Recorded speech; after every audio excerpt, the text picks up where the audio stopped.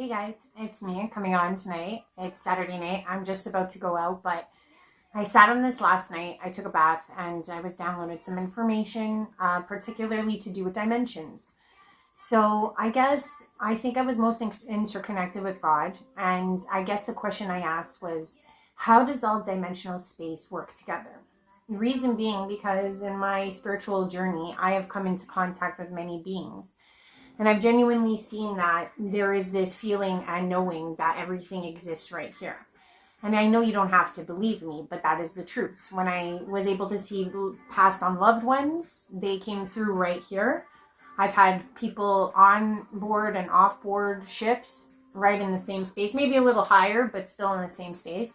And I always asked Dad, I was like, I know it's a frequency thing. I know that it's something to do with like changing channels or like tuning into a radio station. Like if you tune into the radio station just perfectly, you'll be able to see that resonance of another dimensional existence. And I mean, not to go into any quantum ideas about, the multiverse and or like how many versions of us exist in this dimension, just in the 3D, how many layers of the 3D exist.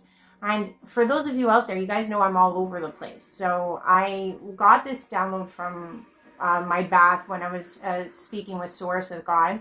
Because we like to have these conversations. I don't usually go to my higher for that. I go to the ultimate creator and I ask, how is this transfixed? So you'll notice I'm just going to shift my body a little bit because I want to put this picture up. And I know it is not the best picture. Okay, I have it right here too, right? So I can follow along. But basically what I want to show you is that what Dad was showing me was that we live in 3D. That's very understandable. But if you can imagine, because I am a higher self channeler, what is a higher self, right? A higher self is a version of you, okay, a oversoul, overlooking version of you. And all different layers of dimensions carry a higher version of you. And in the sense of not only higher, but also of like expanded intelligence and dimensional thinking. Because the dimension that they live in is different than this one. However, we are all tapped in through a stream, if you can imagine that. I used to see it like a totem pole, but as time goes on, I see it a little differently. And each one of those higher selves, or your all-encompassing higher self, or I am presence, resonates somewhere a lot larger than that, than the lower density. And when I say lower, we're lower. 3 is low, 2 is low, 1 is lowest. I mean, what it goes on at 1, I don't know. But what I would like to say is that 4, 5, etc. They always say that we're going between 3 and 4 to 5, right? And 5 is a place where you can manifest a lot easier. It is still a dual place because if you see in this picture that I put up, you're going to see this section of just the yellow. The yellow is between 3 and 12. That is your duality zone. The 3 to 12 dimensions are still part of a dual nature. And what that means is that there is light and dark. Okay, meaning there's good and bad. And they coalesce. They merge. The yin and the yang, they exist. The double helix, they exist. So one is not better than the other. One does not want something that is different than the other in the sense of like outcome of their best interest. Okay, so you could still have a darker being who's working as darkly as they can to ensure their best interest, which is technically correct for what they're going after. It's like as if you could say like whoever's the best villain in a villain school. But I don't want to put it like that because darker seated entities do exist. We always call them demonics. There's also alien species that are put into those parameters too because they're always looking to help themselves versus help others because there's no cohesion in those types of existences. Like if you're an alien species that's still out to divide and conquer, you are more base mammal in your thinking and in your expansive existence where you actually believe in those smaller menial things of power. Whereas when you get to higher dimensional beings, anywhere outside of the 12, if you see here, that's the purple region. You see 12 is the first point where the purple region, and why I painted it purple is because of regality. And also to highlight indigo as a light. Like if you could think of it as rays of light, put it that way too. I know it's hard to process that light and vibration all work in the same way, but they kind of do. And I'm going to keep exploring this and I'm going to keep figuring out how to merge this idea because what I was shown through this picture, it looks like I'm facing you with a 2D angle. I always wish I could pay someone to do a 3D. I mean, when times get better, sure, I'll do everything in 3D. Because if you can imagine that circle that I'm facing you with this way, imagine if it went this way, horizontal. And that emittance of dimensional space could be around you right now. Maybe you're not hitting all 15. The first change you see is between the yellow part, which is here, the yellow part, right? The yellow part. From 3, I just started with 3 because that's where we are, 3 to 12. Duality. 12 on to 15, non-duality. Why do I put 12, or like, let's say dimensional 13, 14, 15, as you see here? 13 is the first one, then 14 and 15. That would be what I would call more of an overseeing dimensional space, because these beings are also seeder beings, meaning that they've seeded a lot of different planets, sectors of space within our expanse, meaning they're very ancient, they're very old, and some of them don't even seed anymore because their offspring are now seeding other, you get what I'm saying? It's like the primordials of that that dimensional thinking. And why 13 to 15 is significant, because a lot of councils come from that dimensional way of thinking, and also true overseers of sectors. So these guys aren't even just seeing over planets or just a galaxy, like they're seeing over multiple things. And they have the omnipresence to actually do that, because it's like, as if you can imagine, the higher in dimensional thinking you go, most of the beings are just telepathic. Most of them don't even use language so much. I mean, they do have a language, but they don't speak. They do a lot of it all through here. And even if they do speak because they want to express a tone, or they're the type of being that is natured with acoustics, I don't want to throw anybody off, but you could imagine, like, there's even like African tribes that we have at this present moment that speak in certain tones to alert to alarms, etc. So I'm saying there are beings that don't even speak unless they explicitly need to. And then there's ones that do tonal exchanges, let's just put it that way, to express, let's say, emotion or alarming, etc. But most of them are telepathic, especially beyond 12 and on.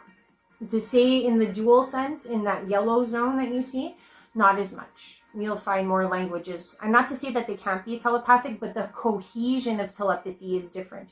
I would say that when you get to 12 on, because it's non-duality, meaning that it's all love, all light, you'll see that regal area is all love, all light. It's the I am present. That's where I think the Christos consciousness is most formally found. Not to say that you wouldn't find that all through sectors, all through the galaxies, not galaxy, but that type of harmonic consciousness, I feel, reigns from 13 to 15. Not to say that 12 doesn't hit upon that. What you have to understand is 12 is more demigod, I would say Deva realm, something to that effect. You'll find very high, like archangels resonate in that space. So there's masters, ascended masters would be in that realm, or why I call them dimensional space. The reason why I'm not calling it a realm is because of something else that God showed me. So if you go on to about 15, that's the first, I would say 13 is the first distinguishable dimension that you find that judgment and or overseeing those two dimensions, 13 to 15, take place. After 15 to about 22, yes, beings do have the formality of choosing to go into body or corporeal form. However, they can be very etheric, and anything past 22. And what I will say about the beings between 15 and 22 is that, or I wouldn't even call them beings. What I would say is that they're more protocols, like they oversee more base function existence. Like, for example, let's say time, right? Time is something that we allude to in this dimension. But even though you could be in a place that is not overseen by time, the beings between 15 and 22 would be the ones that would, let's say, caretake time. I'm just giving an example. I'm not saying that that's what happens, but it's like these workers oversee the functionalities in the most basic primary senses. like if you were to think like who oversees the weight, like the oceans, let's just say how the oceans are kind of waned by the moon, right? Who controls that waning? So I would say like there are beings that are within that, you know, between 15 to 22 that kind of oversee the functionality of existence. That's the best way I could put it. And they're not so much either sex or anything like that. Like you have to understand, beings can come in any way, shape, or form, especially from that dimensional sense, because when they come from a higher dimension, and we think of it as like higher, but really and truly it's still here. I would say every dimension, at least every dimensional being I've seen, it's like their floor is a little different than our floor. Some beings are just very tall and grand, like where they come from, it's like their size seems huge to us but is normal to them. So that's why some higher selves may seem like they're higher in actual like say in spatially, like they'll take up a lot of space. But the thing is that we're all kind of transposed, and that was the next thing that Dad was showing me. So what I was being shown is so that between 22 and 72 is more etheric. It's just, I guess, where you would find the ultimate love, the biggest pool of love, or I don't even want to call it the ocean of love, like the existence of the essence of dust of love and light would be what you find past 22 to 72. Now, why I use this number 72, please know that this is what I was shown, and this is not the first time I was shown this. I've been shown this many times, that there is some type of rhyme and reason to why 72 dimensional existences exist. And then what Dad showed me was that 7 and 2 equate to 9. And then he showed me this it was like, because you have to understand, when God tries to speak with you or any higher being, they try to put it in parameters that you can understand, okay? So what I was being shown, and I'm going to put a picture of this right now, okay, is what I guess astrological maps would look like if they were put over a sphere, okay? So this picture is like all the 12 houses, okay? Funny how they're 12, right? And all those 12 houses are nebulas, galaxies, etc. However, they're not just stricken to like one galaxy. There might be 2 galaxies within the same space. Okay, so it's not to say that each house holds just one galaxy sometimes. So what Dad was showing me was that the 72 dimensions break up into 9, what people would call realms. Okay, 9 realms. And how those realms, you could imagine an axis, okay, and each dimension or each house, right, or not all 12 houses, all 12 houses fall into 9 realms, okay? There might be more than one. What Dad was showing me with this was like as if like he was showing me a scientist looking through like a magnifying glass, omnipotence, kind of makes sense. And what it was showing me was like all of these realms were, let's say, like, I don't even know how to explain it.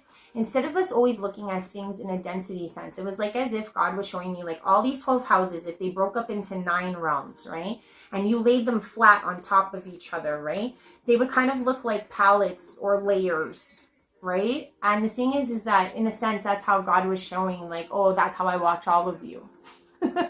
Like I watch you all on top of each other. And it's like as if God has this like sight of being able to tap into every single facet. The ordinance was lying flat. And the reason why I think God was showing me this was because I myself have questioned, like, how can dimensions that seem like they're height-wise, can also be here width-wise? It's something just like the light and the vibration. Because, like, light is photons, right? And then I'm like, how does sound corroborate with light? But it's kind of the same idea. It's like, how do these two things coalesce? How do I make this into this at the same time? So when Dad was showing me that globe and then how they could lie flat into 9 realms on top of each other, it's like as if like he was playing around with, you know, the dimensions of space and time. So realistically, like some of us feel like we're so small here, like we're insignificant.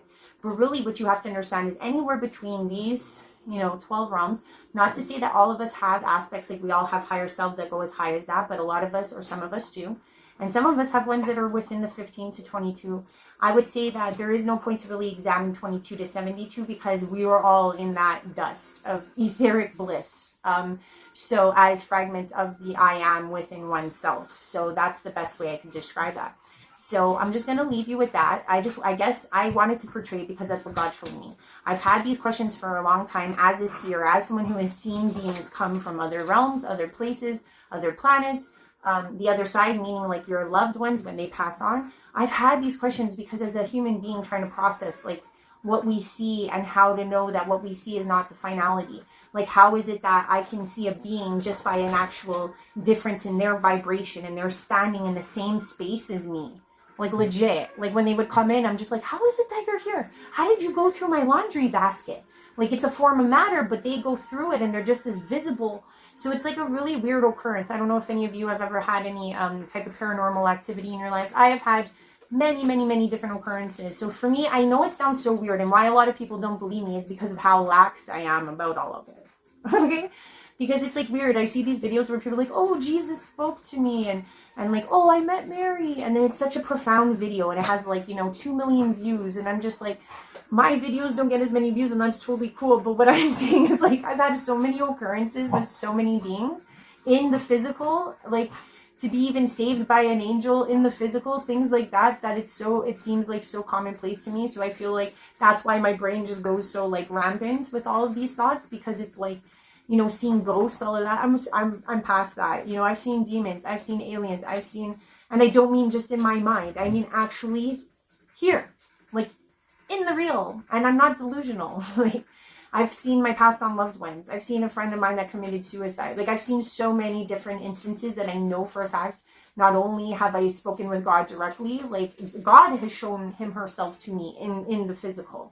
So the thing is that when I do ask these questions, there might be other minds that are inquiring as to how dimensions work. And I'm always trying to show and process this for all of us. So when people always look at my channel, and they're like, oh, this girl's got no niche. She's not like, oh, talking about Jesus this day, she'll talk about the Bible the next day, she'll talk about channeling the next day. I'm all over the place. But the reason being is because I feel like humans are all over the place. Like, we're not just like, like, we're not these beings at all. And we're very fanciful and we're very amazing. So with that said, please like, please share, please subscribe. If you have any questions about the dimensions, I'm going to keep going through this. I'm going to keep trying to understand how we are not only, horizontal, we're also vertical, and we take up all that space. So thanks for being here with me, and I hope you have a good one. Bye for now.